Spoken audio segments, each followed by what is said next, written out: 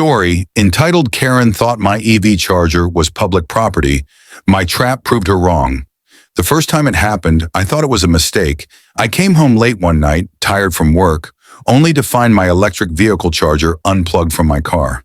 At first I thought maybe I had forgotten to plug it in properly. But then I noticed the cord stretched across my driveway and plugged into a shiny white Tesla that wasn't mine. My heart sank, then rose into my throat with a surge of irritation. Someone had the audacity to walk onto my private property, unplug my car, and use my electricity. I glanced at the plates. The car belonged to Karen, my notoriously entitled neighbor. She was known in the community for her sharp tongue, her constant complaints to the HOA, and her never-ending belief that the world owed her something. I knocked on her door, and when she opened it, I said politely, "Karen, I think there's been a mistake. That's my charger, my power, my driveway." But Karen didn't even flinch. She crossed her arms, smirked, and said, "Oh, please. EV chargers are basically public property. It's good for the environment. You should be thanking me." Thanking her? For stealing my electricity? I bit my tongue that night, unplugged her car, and moved on. But it kept happening, every single night. Sometimes I'd find her car plugged in at 2 a.m., sometimes in broad daylight. And every time I confronted her, she had a new excuse. The HOA said we should share resources. You weren't using it anyway. You can afford it. You've got solar panels. It wasn't about the money. It was about the principle. My charger, my home, my rules. But if Karen thought she could keep taking advantage of me, she was about to learn a lesson she wouldn't forget. The trap. I decided to set a trap. I installed a small hidden camera above my garage, angled directly at the charger. Then, with the help of a friend who was an electrician, I added a little surprise to the system. A dummy socket wired to a breaker that would cut power the moment someone tried to use it without authorization. The next night, I deliberately left the charger coiled neatly, visible, inviting. And sure enough, around midnight, headlights swept across my driveway. The Tesla rolled up like it owned the place.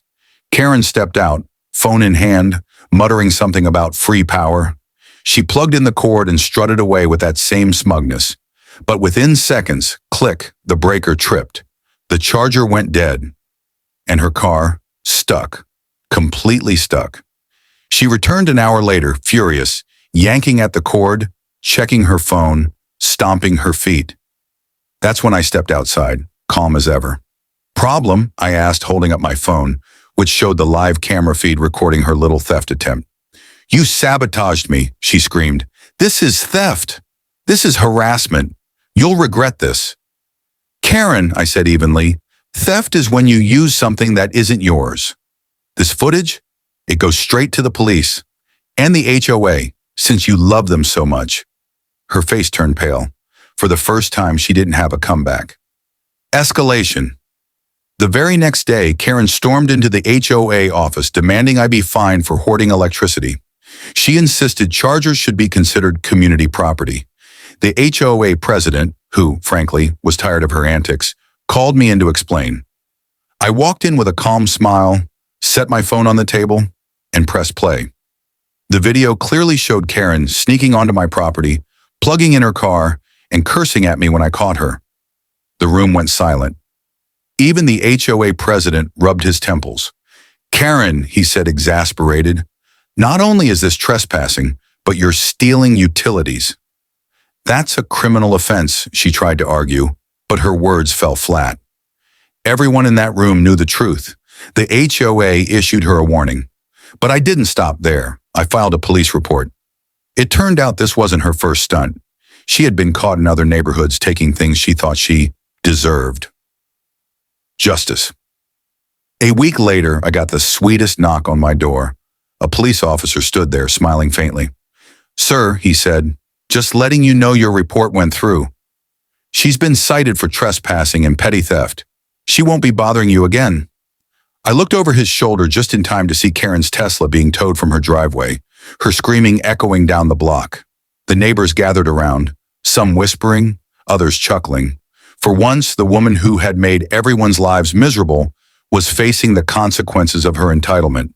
The lesson: as I stood there watching her throw a tantrum, I realized something. Entitlement doesn't come from need. It comes from the belief that rules don't apply to you.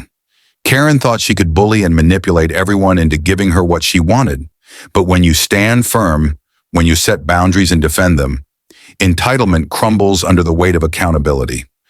That night I plugged in my car, the soft hum of charging filling the quiet street. My power, my property, my peace. And I smiled, knowing I had proven her wrong, once and for all.